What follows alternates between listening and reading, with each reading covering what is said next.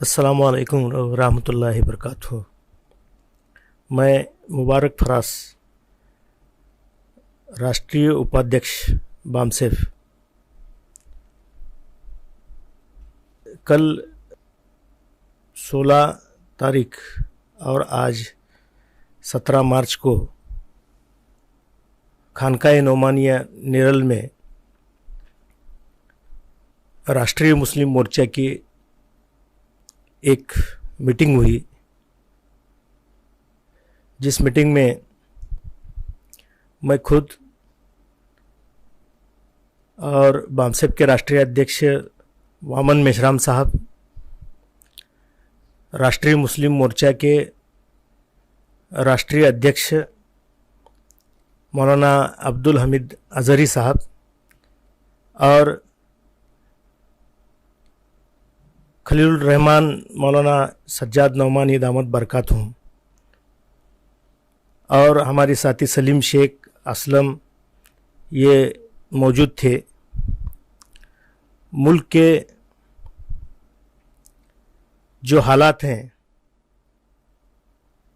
इस हालात के मद्देनज़र कुछ मशवरा हुआ, कुछ बात हुई और कुछ फैसले लिए गए। और ये जो फैसले लिए गए, इसके बारे में मैं राष्ट्रीय मुस्लिम मोर्चा के सदर मौलाना अब्दुल हमीद अजहरी साहब को दरख्वास्त करता हूँ कि इसके बारे में वो बात रखें, अपनी बात रखें। बिस्मिल्लाहिर्रहमानिर्रहीम। मैं राष्ट्रीय मुस्लिम मोर्चा बामसेफ न्यू दिल्ली के सदर की हैसियत से ये ऐलान करने में गैर मामूली मसर्रत महसूस कर रहा हूँ कि पीर तरीक़त हज़रत मौलाना सज्जाद नौमानी साहब मद्दज़िल्लहुल आली ने राष्ट्रीय मुस्लिम मोर्चा की इस दरख्वास्त को, जो एक लंबे अरसे से की जा रही थी कि आप राष्ट्रीय मुस्लिम मोर्चा की सदारत ऑफिशियली कबूल कीजिए, बड़ी खुशी हो रही है हम लोगों को इस ऐलान में कि मौलाना मोहतरम ने हमारी इस दरख्वास्त को कबूल फरमा लिया है और आप अब राष्ट्रीय मुस्लिम मोर्चा के सरपरस्त हैं।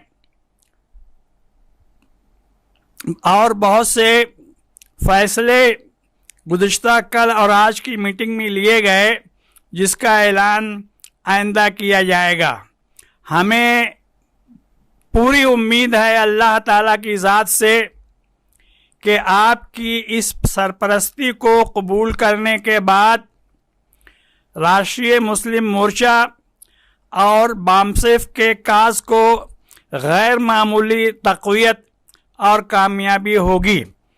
हम सब इस बात पर यकीन रखते हैं कि भारत के तमाम मज़लूमों, एसटी, एससी, ओबीसी, इंसानी मसावात पर यकीन रखने वाली मजहबी माइनॉरिटीज़, मुस्लिम, सिख, ईसाई, बौद्ध, जैन, लिंगायत, हम सबों के ऊपर होने वाले जुल्म सितम का हल हमारे इसी इत्तेहाद में है, हमारे इसी एक साथ जमा होने में है और भारत की एकता और अखंडता भी इसी में मुज़मर है। बड़ी खुशी है कि आपने इसको कबूल फरमाया। आप तमाम हज़रात से दरख्वास्त है कि पूरे जोश और खरोश के साथ इस तहरीक में लग जाइए और उस वक्त तक लगे रहिए जब तक कि कामयाबी आपके कदम ना चूमे। वाखिर दावाना अल्हम्दुलिल्लाहि रब्बिल आलमीन। कायद मिल्लत हज़रत मौलाना अब्दुल हमीद अजहरी साहब, जो राष्ट्रीय मुस्लिम मोर्चा के राष्ट्रीय सदर, राष्ट्रीय अध्यक्ष है, उन्होंने अभी अभी जो ऐलान किया कि नोमानी साहब ने राष्ट्रीय मुस्लिम मोर्चा की सरपरस्ती को स्वीकार किया है, उसकी मैं तायद करता हूं, उसका मैं समर्थन करता हूं। नोमानी साहब जो तमाम प्रकार के मजलूम लोग हैं देश में, उनकी लड़ाई लड़ने वाले योद्धा है। मैं तो हृदय से, मन से उनको कायदे इंसानियत मानता हूं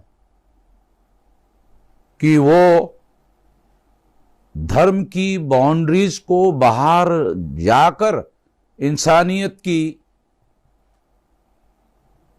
देश और दुनिया में मदद करने का काम कर रहे हैं। और इस वजह से ऐसे महान शख्सियत ने राष्ट्रीय मुस्लिम मोर्चा की सरपरस्ती को स्वीकार किया। ये मेरा ऐसा मानना है कि ये बहुत बड़ी हिस्टोरिकल घटना है और आने वाले समय में उसके बहुत सारे परिणाम देश में तमाम लोगों को देखने को मिलेंगे, जिससे हम अपने देश की मुस्तकबिल को बदलने में कामयाबी हासिल कर सकते हैं। इस मौके पर मैं इतना ही कहना चाहता हूं। बहनों और भाइयों,